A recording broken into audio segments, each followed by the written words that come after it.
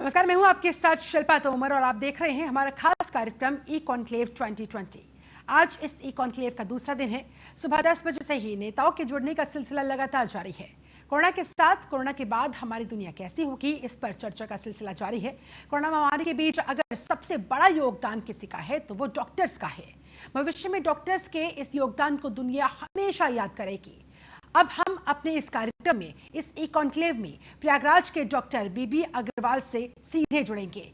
बीबी अग्रवाल साहब, बहुत बहुत स्वागत है आपका न्यूज़ वन इंडिया के इस ई कॉन्क्लेव में। आवाज मिल पा रही है सर? मिल रही है। नमस्कार। सबसे पहले तो एक कोरोना योद्धा के तौर पर आप जिस तरीके से अपनी सेवाएं दे रहे हैं, जिस तरीके से अपनी जान तक जोखिम में डालकर जन सेवा में लगे हुए हैं, उसके लिए सर आपको बहुत बहुत सलाम। धन्यवाद।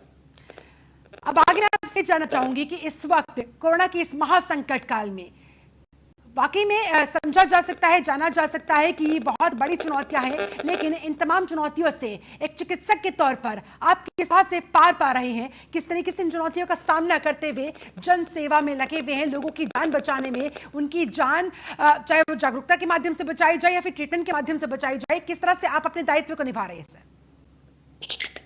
पिछले 40 वर्षों से हम समाज सेवा में लगे हुए हैं। हम डॉक्टर का प्रोफेशन हमारा है ही इसीलिए कि समाज के उन लोगों के लिए, उन व्यक्तियों के लिए जिनको कष्ट है, उनके लिए हम अपने आप को दिन प्रतिदिन की कार्यशैली में अपने सामने बिठाकर, चाहे टीबी के रोगी हो, चाहे लेप्रोसी के रोगी हो, उनके साथ हमेशा से उनका उपचार करते रहें। और परंतु ये एक अलग प्रकार की बीमारी है कोरोना उन महामारियों में से एक है, विश्व भर में फैली हुई है, जिन्होंने एक बड़ी संख्या में जाने ली हैं विश्व के रहने जनता की। तो इनमें 5 महामारियों को अगर हम गिने तो उनमें एक महामारी कोरोना भी है जी। अगर पहली महामारी को सबसे ज्यादा जान जो गई है लोगों की, अगर हम उस तरफ देखें तो स्पेनिश फ्लू का नाम आता है, जो 1918 में हुआ था। और 1918 का ये स्पेनिश फ्लू जो है, वर्ल्ड वार फर्स्ट में जो सैनिक गए थे, वो जब अपने देशों को लौटे, उन लौटे हुए सैनिकों के माध्यम से उनके अपने देशों में उस प्रकार की बीमारी स्पेनिश फ्लू का बहुत तेजी में प्रसार हुआ। और उस प्रसार की वजह से लगभग 5 से 10 करोड़ लोगों की जान गई थी, जो उस समय की जनसंख्या के हिसाब से करीब 20% लोगों की मृत्यु हुई थी। स्पेनिश फ्लू के ही स्वरूप का, उसका भी स्वरूप वही था।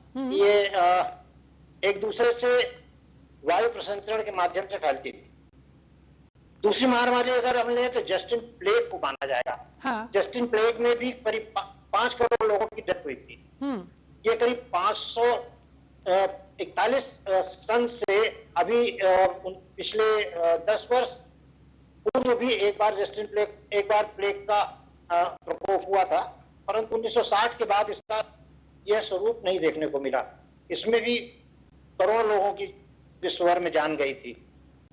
और 1981 में भी हम सबको याद है कि HIV एड्स जो था वो उसकी वजह से जो पश्चिमी अफ्रीका से शुरू हुआ था, और दुनिया भर में लगभग उसमें भी 350 से 400 करोड़ लोगों की जान गई। परंतु वो अभी तक हमारे बीच में है और उसके साथ रहने की हमने आदत डाल ली है। उसके साथ हमने जीने का तरीका सीख लिया है जी। और हम सब उससे बचाव के माध्यम से अपने को बचा सकते हैं। इस तरह से ठीक है डॉक्टर साहब, आप ये जो तमाम बीमारियां गिनवाते नजर आए, इनमें से कुछ महामारी भी, लेकिन इस कोरोना वायरस का क्या किया जाए? इसका तो फिलहाल कुछ भी हो तो वह अभी मौजूदा परिस्थितियों को देखा जाए नजर आ नहीं रहा है। इसके वैक्सीन के बारे में भी अभी तो दूर दूर तक कोई ऐसी उम्मीद की किरण नहीं दिखती है। और ऊपर से एक देश नहीं, 2 देश नहीं, 4 देश नहीं, पूरी दुनिया में जिस तरीके से इस वायरस ने कोहराम मचा रखा है, आखिरकार क्या किया जाए इस वायरस का? लोग मरते जा रहे हैं। आपको याद होगा कि स्मॉल पॉक्स अभी ही पिछले 20-30 वर्ष पहले तक विश्व में रैंपेंट था और 1980 के बाद से स्मॉल पॉक्स को दुनिया में नहीं हो रहा है। प्लेग इसी प्रकार से जो पोलियो है उस पर भी कंट्रोल किया जा सका है जी। इनको कंट्रोल करने के लिए, इन दोनों बीमारियों को कंट्रोल करने के लिए हमने वैक्सीन डेवलप की, हमने लोगों को जागरूक किया, हमने लोगों को सिखाया और उसमें विभिन्न संस्थाओं ने विश्व भर में WHO के सहयोग से इस पे कंट्रोल करने के मेजर्स लिए और उसको कंट्रोल किया जी। परंतु कोरोना अभी चूंकि नवंबर 2019 से ही चीन से निकला है जी। और इसकी जानकारी, इस रोग के विषय में जानकारी, इसके रोग के तरीकों की जानकारी और उससे बचाव की जानकारी हम सब के पास उपलब्ध नहीं है जी। ये धीरे धीरे करके अनुभव के आधार पर ही हम सब इस रोग के बारे में जानकारी प्राप्त करने का प्रयास कर रहे हैं।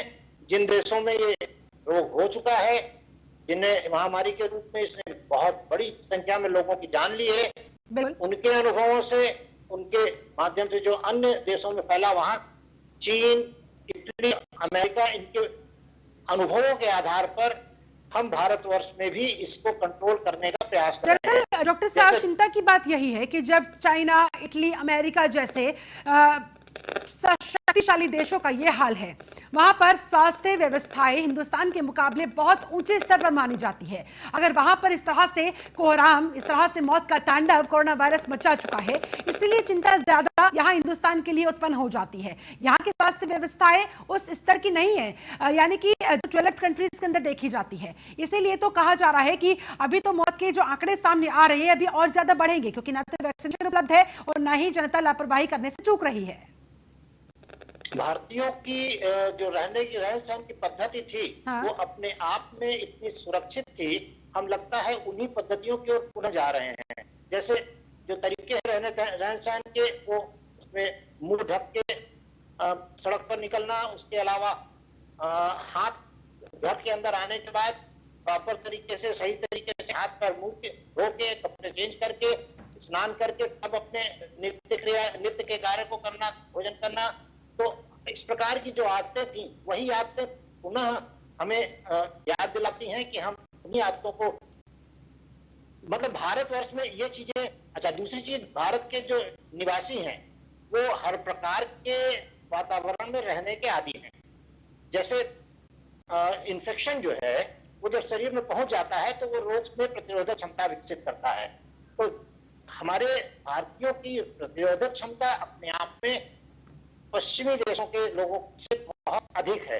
हमें याद है कि हमारे मित्रगण उस समय में जब आया करते थे तो हमसे हाथ मिलाने में, हमसे आमने सामने बात करने में, या फिर वो बहुत जल्दी इन्फेक्ट हो जाते थे डायरिया के लिए, तो उनकी प्रतिरोधक क्षमताएं कम होती। इसलिए पश्चिमी देशों में जो इस रोग का, इस महामारी का प्रकोप, इससे मृत्यु दर बहुत अधिक 10% तक है, जबकि भारतीयों के बीच में इस रोग से तीव्रता इतनी अधिक नहीं है। ये रोग हम पर, हमारे तीव्रता बेशक से अधिक ना हो, लेकिन चिंता की बात और अधिक ये इस तरफ भी इशारा करती है डॉक्टर साहब, क्योंकि अब तक तो जो मरीज सामने आ रहे थे लक्षणों के साथ आ रहे थे, कहा जा रहा था, बार बार उन्हें जागरूक करने का काम हो रहा था कि अगर आपके अंदर बुखार है, अगर आपको गले में खराश है, आपको खांसी है, जुकाम है, इस तरह के कोई लक्षण नजर आ रहे हैं तो आप आइए, डॉक्टर से संपर्क साधिए, कोरोना का टेस्ट कराइए, अपना ट्रीटमेंट शुरू करवाइए। लेकिन अब तो जो केसेस सामने आ रही है विदाउट सिम्टम्स आ रहे हैं, ऐसे में लोगों की जान पर खतरा और ज्यादा मंडरा रहा है, क्योंकि जब तक उन्हें पता लगता है कि उन्हें कोरोना हो चुका है तब तक तो बहुत देर हो चुकी होती है। ऐसे में सर,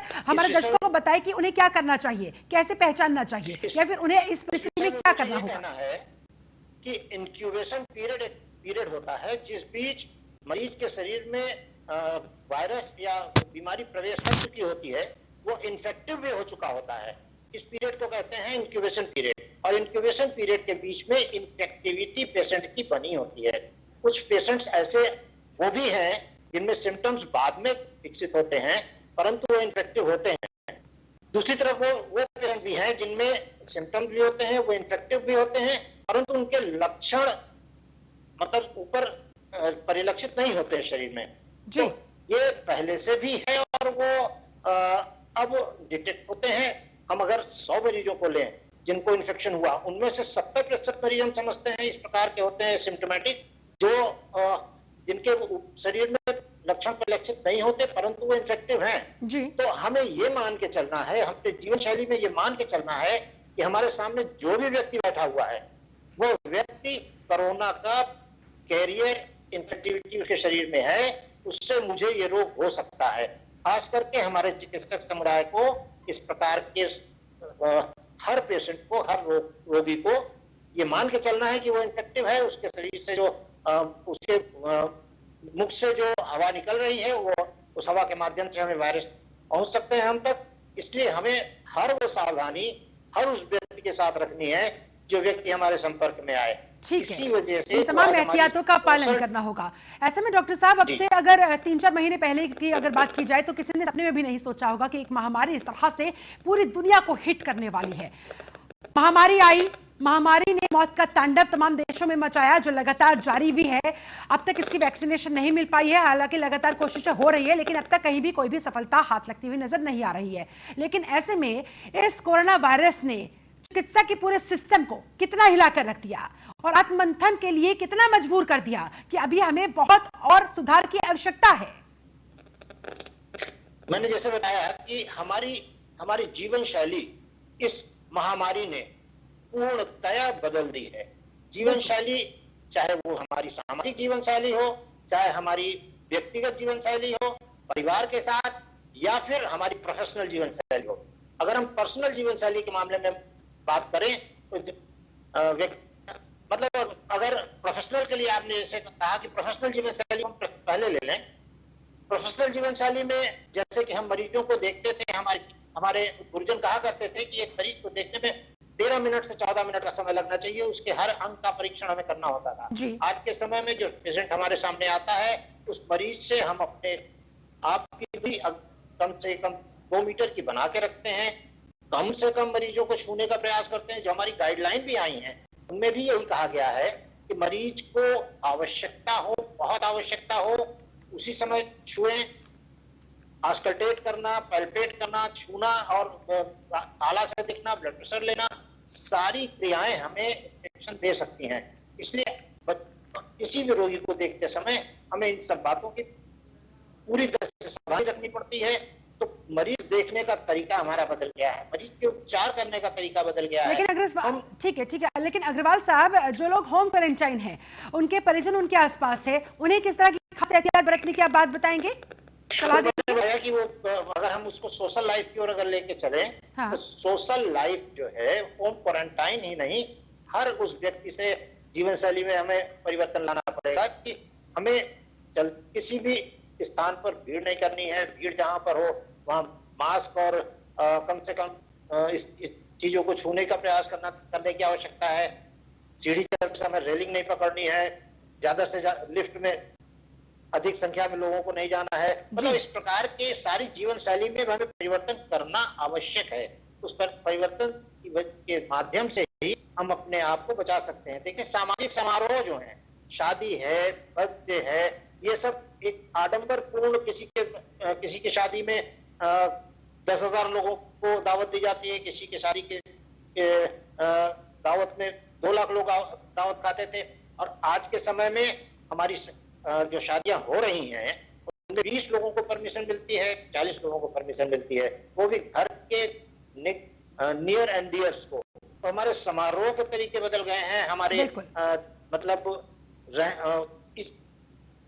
मिलाकर हिंदुस्तानी जिस तरह से वेस्टर्नाइजेशन की तरफ उसके पीछे भागते चले जा रहे थे, कोरोना वायरस की इस महामारी ने वापस से इन लोगों को लौटा दिया है। या यूं कहा जाए, कहावत यहाँ पर चरितार्थ होती हुई नजर आ रही है कि लौट के बुद्धू घर को आए। लेकिन ऐसे में अब जरूरी यह भी होगा कि हमें इस भारतीय पद्धति को अपनाने के साथ साथ उसे कंटिन्यू भी करना होगा। ऐसा नहीं होना चाहिए कि कोरोना की काट मिलने के बाद वापस से फिर उसी विचारधारा के साथ फिर वापस से उसी पद्धति के साथ लौटा जाए, ताकि आगे फिर इस तरह के खतरे मंडराते रहे। महामारियां जो हैं वो हमें सिखा जाती हैं बहुत कुछ। पिछली महामारियों ने जो हमें सिखाया, हाँ। कि मतलब प्लेग और डायरिया ने जो हमें सिखाया कोरोना ने, कि उनकी वजह से आज की डेट में हम वो सावधानियां अपने जीवन शैली का एक अंग बना चुके हैं। ठीक है, पुरानी महामारियों ने तो बहुत कुछ सिखाया है, लेकिन अब कोरोना क्या सिखाती हुई और फिलहाल इसका क्या उपचार नजर आता है साहब?